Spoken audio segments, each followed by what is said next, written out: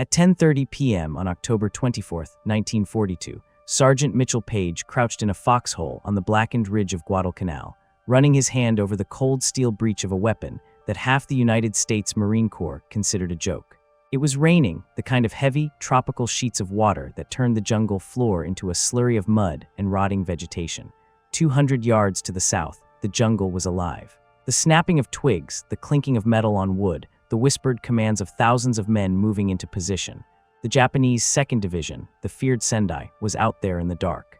They were the finest jungle fighters in the Emperor's army, undefeated, battle-hardened, and thirsty for American blood. They had marched through hundreds of miles of hell to reach this ridge, and their orders were simple: break the Marine line. Seize the airfield, push the Americans into the sea. Page looked at the weapon sitting in the mud next to his machine guns. It was the 37mm M3 anti-tank gun. To a civilian, it might have looked like a cannon. To a soldier, it looked like a toy. The barrel was absurdly thin, barely wider than a drainpipe. The wheels were small and spindly, looking more like they belonged on a farm cart than a weapon of war. It sat low to the ground, unassuming, unimpressive, and according to the experts, completely useless. The men in the rifle companies called it the Pea Shooter. They called it the door knocker. They made bets on whether a round from this gun could even penetrate a sheet of plywood, let alone the armor of a tank. On a battlefield dominated by heavy artillery and massive naval guns, the little M3 was a punchline. But on this night in the driving rain, Mitchell Page did not treat it like a joke.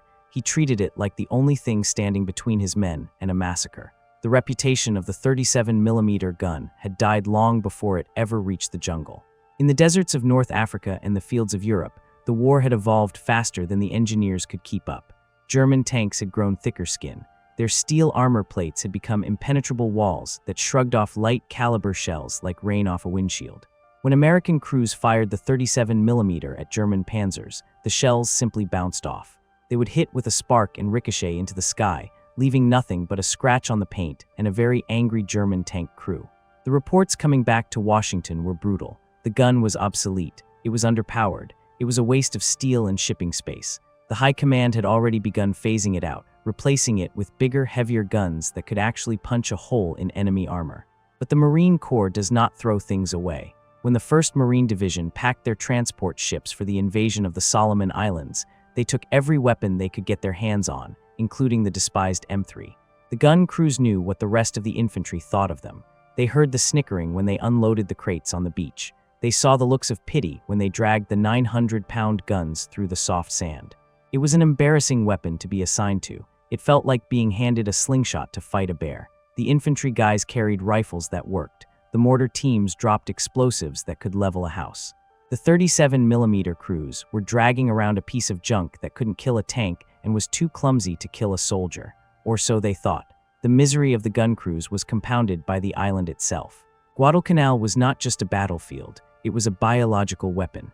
The heat sat on the island like a wet wool blanket, suffocating anyone who tried to move. The mud was alive, a suction cup that grabbed boots and wheels and refused to let go. Moving a rifleman was hard. Moving a 900-pound cannon was torture. The gun crews became pack mules. They strapped harnesses to their chests and dragged the guns through swamps that came up to their waists. They hauled them up ridge lines that were so steep they had to dig their fingernails into the dirt to keep from sliding back down. And every step of the way, the infantry mocked them. They asked why they were bothering. They asked if they planned to hunt squirrels with that thing. They asked why they didn't just leave the dead weight on the beach and carry extra ammunition for the real guns. The mockery wasn't just mean-spirited, it was logical. The terrain of Guadalcanal was dense, tangled rainforest. Visibility was often less than 20 feet. Trees grew so close together that a man had to turn his shoulders sideways to squeeze through. It was infantry country. It was knife and grenade country. It was no place for a cannon. You couldn't tow a gun through the vines. You couldn't find a line of sight to fire it. And even if you could, there were no Japanese tanks to shoot at. The Japanese armor was stuck on the other side of the river, bogged down in the same mud that was killing the Marines. So the experts looked at the 37mm guns sitting on the ridge and shook their heads. It was a textbook example of military stupidity, bringing the wrong weapon to the wrong fight. But the experts had missed something. They were thinking about the 37mm as an anti-tank gun. They were thinking about armor penetration tables and muzzle velocity and kinetic energy. They were thinking about mathematics. Sergeant Page and the gun crews were not thinking about math. They were thinking about survival. They knew that the Japanese tactic was not to sit back and duel with artillery.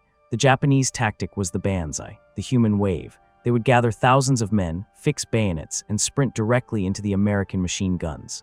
They didn't care about casualties. They didn't care about tactics. They cared about overwhelming the line with sheer biological mass. It was a terrifying, suicidal strategy that had broken Allied lines across the Pacific. Against a human wave, a rifle is too slow. A machine gun is good, but machine guns overheat. Barrels melt, belts jam, and when the enemy is 10 feet away and screaming, you don't need precision. You need violence. You need something that can stop a dozen men in a heartbeat. The gun crews looked at their useless little cannon and wondered if it could be repurposed. They wondered if the weapon that was too weak to kill a tank might be too strong for anything else. They looked at the crates of ammunition stacked in the mud. There were the standard armor-piercing rounds, the solid steel slugs designed to punch through metal. Those were useless here. But buried in the manifest, at the bottom of the stack, was a different kind of shell. A shell that the manual said was for clearing brush and barbed wire. A shell that nobody ever used. The sun went down on October 24th and the jungle turned pitch black. The Marines on the line were exhausted.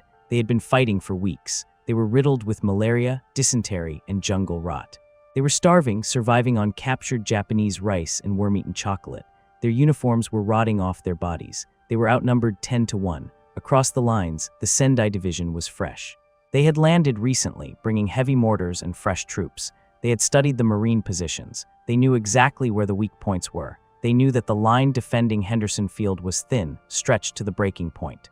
They knew that if they punched hard enough, the Americans would break. General Maruyama, the Japanese commander, had written the date in his diary. This was the night the Americans would die.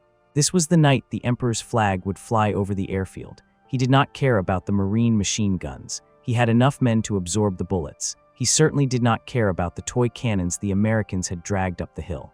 His intelligence officers had told him about the 37mm guns. They had laughed about them, too.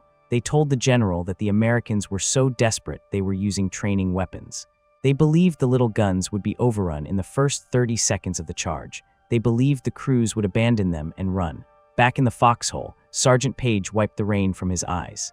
He checked the action on his machine gun. Then he looked over at the 37mm gun crew. They were soaked to the bone, shivering in the darkness.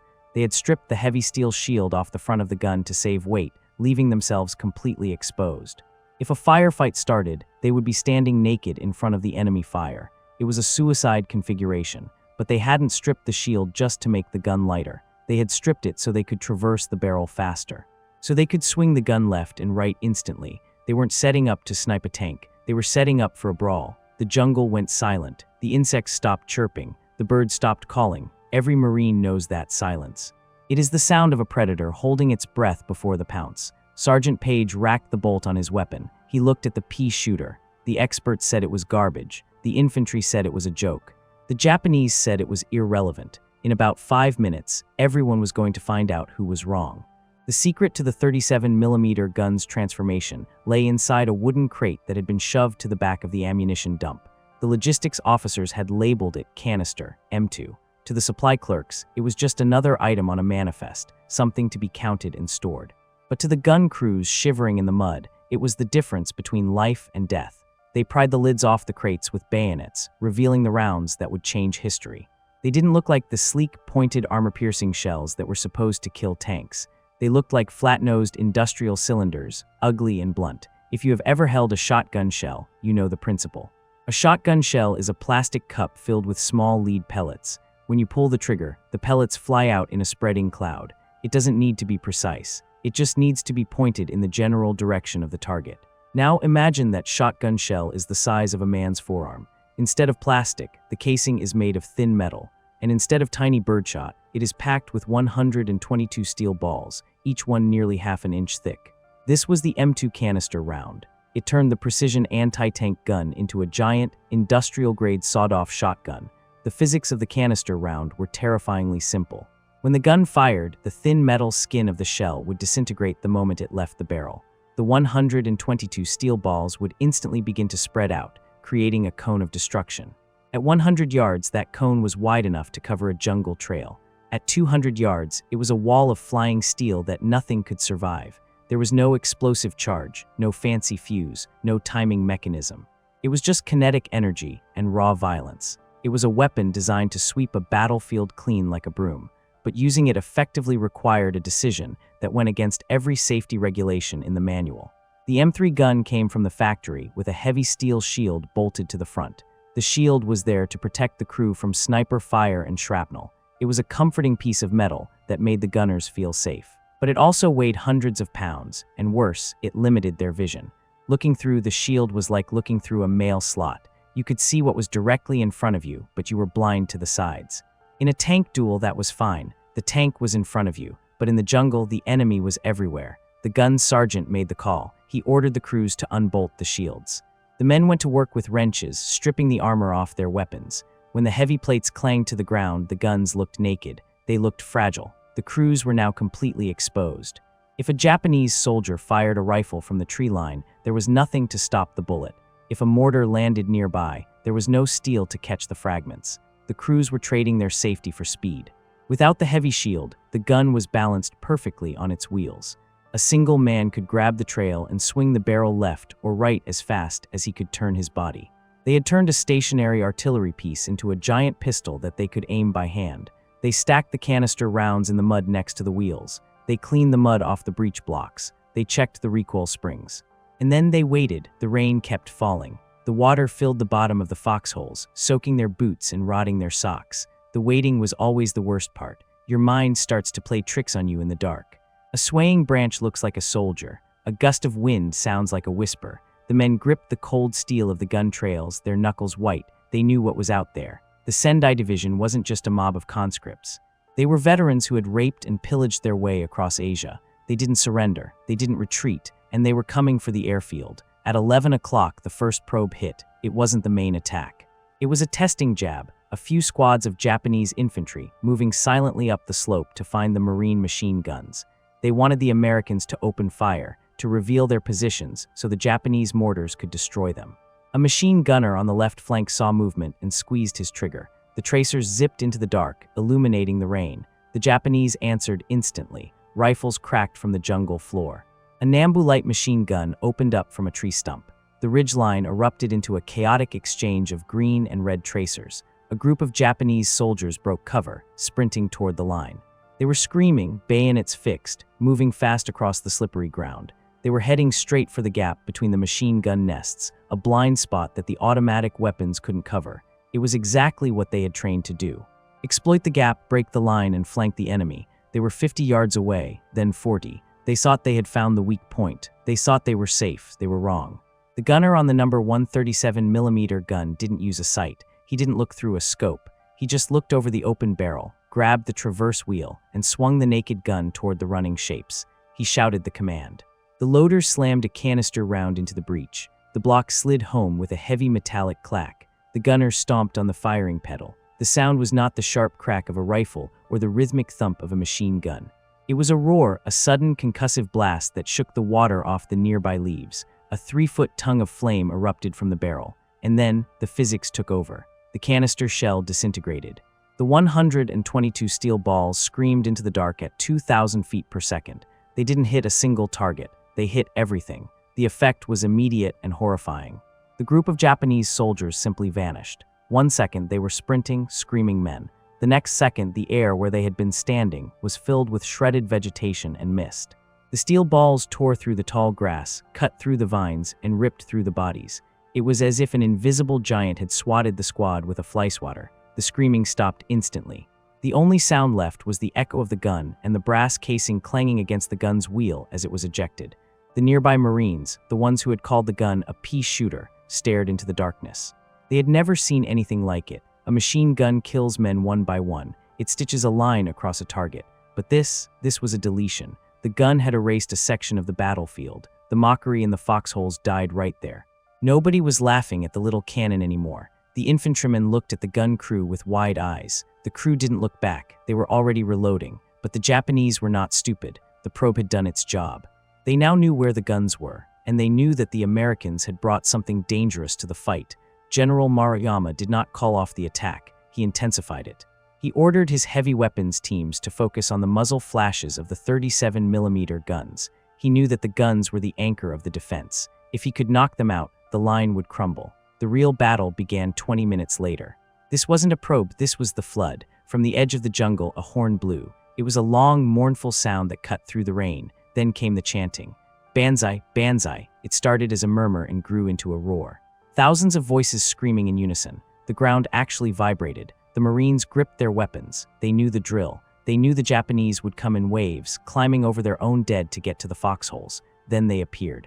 A solid wall of brown uniforms emerged from the tree line. They weren't sneaking anymore. They were charging. Officers waved swords, leading the way. Flags waved in the rain. It was a terrifying display of discipline and fanaticism. They ran straight into the teeth of the American fire. The Marine machine guns opened up, red tracers pouring down the slope. The Japanese soldiers fell, but more stepped over them. They were absorbing the bullets and keeping the momentum. They were getting closer, 100 yards, 80 yards. The 37mm guns opened up in unison. The Peashooters began to bark, boom, clack, boom, clack. The crews worked with a frantic robotic rhythm. Load, fire, eject. Load, fire, eject. Each shot sent a swarm of steel balls into the mass of attackers. The canister rounds cut massive lanes through the Japanese formation. It was like watching a scythe cut through wheat. Wherever the guns pointed, the charge collapsed. Men were thrown backward, lifted off their feet by the impact of multiple steel balls. But the Japanese kept coming. There were too many of them. For every 10 men the canister shot killed, 20 more appeared from the dark. They began to focus their fire on the exposed gun crews. Bullets pinged off the wheels and the barrels. A loader on the No. 2 gun took a round in the shoulder and collapsed into the mud. Another man jumped from a nearby foxhole to take his place, slipping on the wet brass casings that were piling up around the wheels. The suicide modification of stripping the shields was now exacting its price. The crews were bleeding. They were taking shrapnel from grenades that landed too close, but they couldn't stop. The barrel of the No. 1 gun began to smoke. The paint on the steel was bubbling from the heat. The recoil system was working so hard that the gun was digging itself deeper into the mud with every shot. The gunner was screaming, his ears ringing so loud he couldn't hear the orders. He just watched the tracers and the shapes in the dark. He saw a Japanese officer with a sword leading a group of men toward the right flank, trying to get around the cone of fire. The gunner slammed his shoulder into the traverse bar, swinging the hot barrel right. He didn't wait for the loader to tap his helmet. He stomped the pedal. The gun roared. The officer and his men disappeared in a spray of mud and steel. The supply of canister shells was dropping fast. The pile of fresh rounds was shrinking, while the pile of empty brass grew into a mound that the crew was slipping on. The gun's sergeant looked at the crate. He saw the bottom. They were burning through ammo at a rate that wasn't sustainable, and the Japanese were still coming. The screaming hadn't stopped. The horn was still blowing. The enemy was closing the distance, inch by bloody inch. The Peashooters had held the first wave, but the ocean was vast, and the tide was rising. By 2 a.m., the battle had stopped being a military engagement and had turned into a bar fight in a graveyard. The orderly lines on the map were gone. The clear fields of fire were gone. The Japanese Sendai Division had pushed so close that the Marines could smell them. The air was thick with the copper stench of blood and the sulfur rot of gunpowder. The jungle ridge, which had been pitch black 3 hours ago, was now lit by a flickering, strobe-light strobe of muzzle flashes and flares. And right in the center of that chaos, the 37mm guns were screaming. The Peashooters were now operating in a world they were never designed for. The manual said the maximum rate of fire was 25 rounds per minute. The crews were firing 30, maybe 35. They were loading and firing so fast that the recoil mechanisms didn't have time to reset. The guns were literally bouncing off the ground with every shot, the wheels slamming into the mud, splashing dirty water onto the red-hot barrels. The water sizzled and turned to steam instantly, wrapping the gun crews in a fog that smelled like boiling oil. The hydraulic fluid inside the recoil cylinders was so hot it was starting to expand, making the guns kick like angry mules. The gunners weren't aiming anymore. There was no point. The targets weren't individual soldiers. The target was the darkness itself. The Japanese were pouring out of the jungle like ants from a kicked hill. They came in clusters of 10, 20, 50 men. They threw themselves at the guns, screaming, firing from the hip, throwing grenades. The gun crews responded with the only thing they had left, raw speed. The loader would jam a canister shell in, the gunner would stomp the pedal, and a cone of steel would erase everything in front of the muzzle. It was industrial slaughter. At 50 yards, the canister shot didn't just kill, it disassembled. It tore through the dense vegetation, shredding the vines and the trees until the jungle in front of the guns looked like it had been cleared by a bulldozer. But the guns were dying. The heat was the enemy now. The steel barrels were glowing a dull, cherry red in the night. The heat was so intense that if a loader's skin touched the metal, it would sear the flesh instantly. The grease on the breech blocks had cooked off hours ago, leaving dry metal grinding against dry metal. The crews had to kick the breech handles open with their boots because they were too hot to touch with gloves. They were pouring canteen water over the barrels to cool them down, but the water evaporated before it could do any good. They were running the guns into the ground, pushing the machinery past the breaking point because if the guns stopped, the line broke.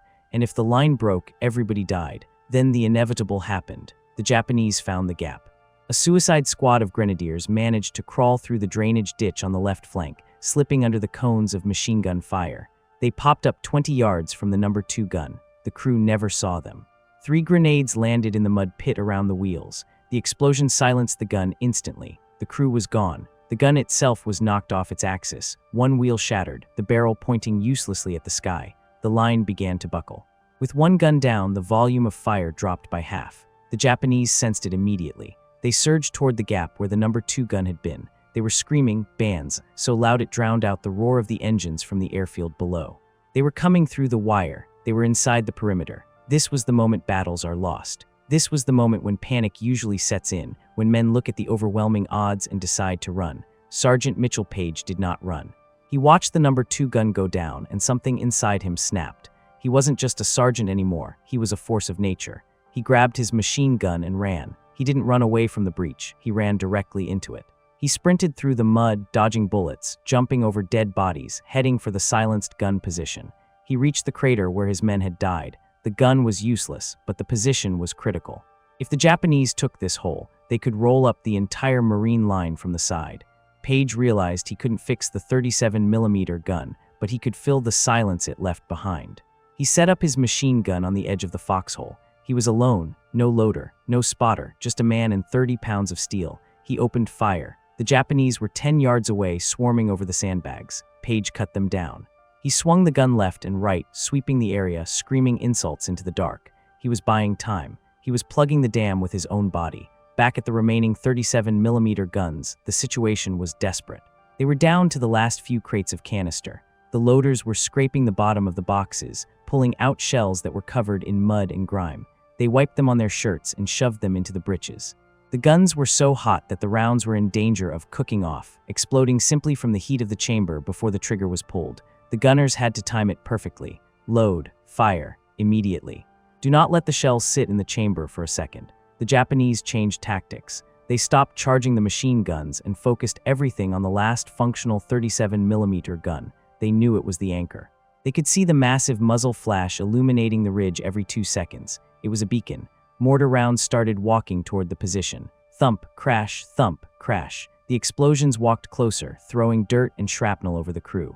The gun shield was gone, remember. They had stripped it off. There was nothing between the crew and the shrapnel but their own luck. A mortar round landed 5 yards in front of the wheel. The concussion lifted the 900-pound gun off the ground. The gunner was thrown backward, blood streaming from his ears. He shook his head, crawled back to the seat, and put his eye back on the target. He didn't check for wounds. He checked the gun. It was still working. He stomped the pedal. Boom. Another cone of steel flew into the dark. The crew was operating on pure instinct now. They were zombies, moving only because their muscle memory told them to. They were deaf, blind, and bleeding, but they kept the rhythm. Load, fire. Load, fire, then the worst sound in the world. Click. The loader reached into the crate and his hand hit wood. Empty. He checked the next crate. Empty. He looked around the mud pit frantically. There were thousands of empty brass casings littering the ground, shining in the flare light like gold coins, but no live rounds. The Peashooter had eaten everything. The gunner looked at the loader. The loader shook his head. The gun fell silent. The silence was louder than the noise. The Japanese heard it instantly. The rhythmic roar of the cannon was gone. They knew what it meant. They surged forward, a tidal wave of brown uniforms rising from the grass. This was the final push. They were going to overrun the position. They were going to kill everyone. But Mitchell Page wasn't done. He saw the gun crew falter. He saw the ammo was gone. He didn't order a retreat. He ordered a scavenge hunt.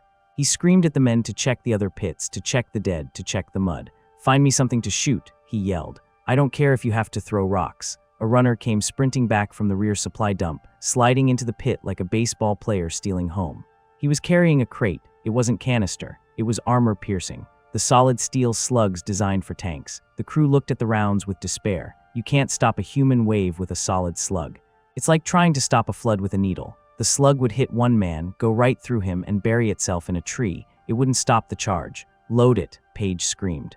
"Load it now." The loader shoved the armor-piercing round into the breech. The Japanese were 30 yards away. You could see their faces now, their teeth bared, their eyes wide. The gunner traversed the weapon. He didn't aim at the men. He aimed at the ground in front of them. He aimed at the rocky soil right at their feet. He fired. The solid steel slug hit the volcanic rock at 2,000 feet per second. It didn't bury itself. It shattered. The rock shattered. The impact turned the ground itself into shrapnel. A spray of stone splinters and jagged rock fragments exploded upward, acting exactly like a grenade. It wasn't as good as canister, but it was violent. The front row of the Japanese charge went down, screaming, clutching their legs and faces, shredded by the very island they were trying to conquer. "Ricochet fire," the gunner yelled. "Bank it off the ground." It was a desperation tactic, something you might do in a pool hall, not a war. But it worked. The crew began firing the solid slugs into the hard ground in front of the enemy, creating localized explosions of rock and dirt. They were literally throwing the island at the Japanese. It was ugly, it was messy, but it kept the enemy heads down. It bought them seconds, and seconds were all they had left. The sky to the east began to turn a bruised purple. Dawn was coming. The Japanese commander knew his time was running out. The darkness was his ally, the light was his enemy. Once the sun came up, the American planes would launch from the airfield. The Wildcats and Cobras would strafe his troops in the open. He had to take the ridge now. He ordered the final reserve, the last fresh troops, the Imperial Guard. They came up the hill in a solid phalanx. They ignored the machine guns. They ignored the rock shrapnel. They marched over their own dead. They were coming for the gun. The gun crew fired their last armor-piercing round. The breech clicked open. Empty, truly empty this time. The Japanese were 20 feet away. The gunner stood up. He grabbed the ramrod, a heavy steel pole used for cleaning the barrel. The loader grabbed a shovel. They stood in front of their toy cannon. They weren't going to let them touch it. And then the jungle exploded. But not from the Japanese side. From the rear, a noise like a chainsaw ripping through canvas erupted. Fresh machine guns. The reserves. The infantry company that had been held in the rear had finally fought their way up the ridge. They crashed into the line, filling the gaps, throwing grenades, firing rifles. It was a chaotic, swirling melee of hand-to-hand combat. Marines swinging rifle butts. Japanese swinging swords. Men wrestling in the mud. Page was in the middle of it, leading the counterattack. He wasn't firing anymore. His gun was jammed. He was swinging the hot barrel like a club. The 37mm gun crew joined the brawl, fighting with wrenches and helmets. It was the breaking point. The Japanese momentum, which had been unstoppable for 6 hours, finally hit a wall it couldn't smash. They wavered. They stopped. And then, for the first time in the battle, they took a step backward. The sun broke the horizon. The light hit the ridge, and what it revealed stopped everyone cold. The sunrise on October 24, 1942, did not bring warmth. It brought visibility, and with it, a horror that silence had mercifully hidden during the night. As the gray light filtered through the smoke, the Marines on the ridge stood up slowly. They were ghost white, covered in mud and drying blood, their eyes sunken deep into their skulls. They looked out over the field of fire where the 37mm guns had done their work. What they saw stopped the breath in their throats. The jungle was gone. The thick, tangled rainforest that had stood yesterday was simply erased. In front of the gun positions, for 200 yards, the trees had been stripped of their bark, their branches shredded into toothpicks. The tall kunai grass had been mowed down to the mud. It looked less like a battlefield and more like the aftermath of a Category 5 hurricane, but it was the ground itself that told the story. The ridge was carpeted with the wreckage of the Sendai Division. The bodies were piled 3 and 4 deep in front of the gun muzzles. They were stacked like cordwood in the ravines. The official body count would later be staggering. Over 2,000 Japanese soldiers lay dead in front of the thin Marine line. But it wasn't just the number, it was the proximity. The nearest bodies were found just feet from the wheels of the 37mm guns. They had gotten close enough to touch the paint, but they hadn't gotten past the canister shot. The Peashooters hadn't just held the line. They had acted as a giant, steel-toothed grinder that chewed up the finest infantry force in the Japanese Empire and spit it out into the mud. General Vandegrift and the senior officers arrived on the ridge later that morning. These were the men who had debated leaving the guns at the beach. These were the experts who had read the reports about the gun's obsolescence. They walked past the exhausted gun crews who were too tired to even salute. They walked up to the number 1 gun. It was a wreck. The barrel was a brilliant, burnt white-gray, the paint completely seared off by the heat. The recoil springs were fused shut. The tires were flat, shredded by shrapnel. It looked like a piece of junk that had been pulled from a fire, But then the general looked at the ground around it. He was standing on a carpet of brass.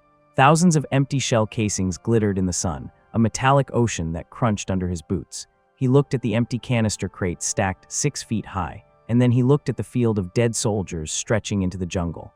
The mockery ended right there. The jokes about the door knocker evaporated. The officers realized that if these useless guns hadn't been here, if these stubborn crews hadn't dragged them through the mud, the Japanese would be standing on the airfield right now.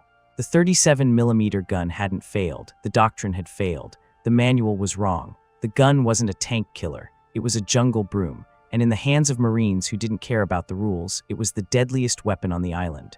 The vindication of the 37mm crew was absolute. In the days following the battle, the gun became the most requested weapon in the division. Every infantry commander wanted a canister gun on his flank. The supply depots were raided. Every crate of canister shot in the Pacific Theater was rushed to the front lines. The gun crews, once the outcasts of the battalion, were now the rock stars. Infantrymen offered to carry their ammo. They offered to dig their foxholes. They offered them the best rations. They had seen what the giant shotgun could do, and they wanted it on their side. The weapon that was supposed to be left on the beach became the backbone of the Marine defense for the rest of the Guadalcanal campaign. Sergeant Mitchell Page was the center of this storm. He sat on a crate, cleaning the mud off his jammed machine gun, while officers slapped him on the back and photographers snapped pictures. He would eventually be awarded the Medal of Honor for his actions that night. The citation would speak of his courage, his leadership, and his refusal to retreat. But Page knew the truth. It wasn't just one man. It was a system of violence. It was the machine gunners who protected the flanks, the riflemen who filled the gaps, and the 37mm crews who turned the jungle into a slaughterhouse. It was the MacGyver spirit of the American soldier, the ability to take a broken, obsolete tool and use it to hammer the enemy into submission. But the story of the 37mm gun is also a tragedy of technology. The war moved fast. By 1944, the fighting had moved to different islands with different terrain. The Sherman tank arrived in force, bringing 75mm guns that could do everything the little 37 could do, but better. The bazooka gave every infantryman the power to kill a tank. The flamethrower became the new king of bunker clearing. The Peashooter was quietly retired. It was towed to the rear, stripped for parts, or left rusting in supply dumps. The guns that had saved Guadalcanal were melted down to make new weapons for a new kind of war. They were tools that had a specific moment in time, a specific night where they were the most important object on Earth, and then they were gone. Mitchell Page survived the war. He returned home to a country that celebrated the atomic bomb and the jet engine. The gritty, close-quarters, desperate fighting of 1942 felt like ancient history. Page lived a long life, passing away in 2003. He wrote books, gave speeches, and wore his Medal of Honor with pride. But in his quiet moments, he always went back to that ridge. He went back to the rain and the smell of cordite. He remembered the sound of the canister shells tearing through the darkness. He remembered the faces of the gun crews, kids from Iowa and Brooklyn who stood behind a toy cannon and held back the tide. We tell this story because it is easy to forget the hardware that didn't make the cover of the magazines. We remember the B-29 Superfortress. We remember the aircraft carriers. We remember the atomic bomb. But we forget the 37mm M3. We forget the Peashooter. It wasn't glamorous. It wasn't high-tech. It was an underdog weapon for an underdog fight. But on one rainy night in the Solomon Islands, it was the difference between victory and defeat. It proved that in war, there is no such thing as a useless weapon, only a lack of imagination. It proved that experts sitting in air-conditioned offices don't always know what works in the mud. And it proved that, when you back a Marine into a corner and take away his options, he will figure out a way to kill you with whatever he has left. If you go to a military museum today, you might see a 37mm gun sitting in the corner. It looks small, the wheels look flimsy, the barrel looks too thin to be dangerous. Most people walk right past it to look at the big tanks or the fighter jets, but now you know better. Now you know that this little piece of steel once held the fate of the Pacific War on its axle. You know that it earned its place in history not by doing what it was designed to do, but by doing what it had to do. So the next time someone tells you that a tool is obsolete, or that a plan is stupid, or that you don't have the right equipment to succeed, remember Mitchell Page. Remember the gun crews of the 7th Marines. Remember the Peashooter that wiped out a regiment. Sometimes the experts are wrong. Sometimes the old ways are the best ways. And sometimes all you need to win is a little cannon, a crate of shotgun shells, and the courage to stand your ground when the whole world is screaming at you to run. We are dedicated to rescuing these stories from the archives. We are digging through the after-action reports and the forgotten memoirs to find the moments where ingenuity saved the day. If you believe these men deserve to be remembered, if you believe that history is more than just dates and maps, then do us a favor. Hit that like button. It helps us find more stories like this. Subscribe to the channel so you don't miss the next deep dive, and tell us in the comments, what is another useless weapon that proved the critics wrong? We read every single comment. Thank you for watching, and thank you for helping us keep the memory of the 37mm gun crews alive. They stood the line for us. The least we can do is remember them.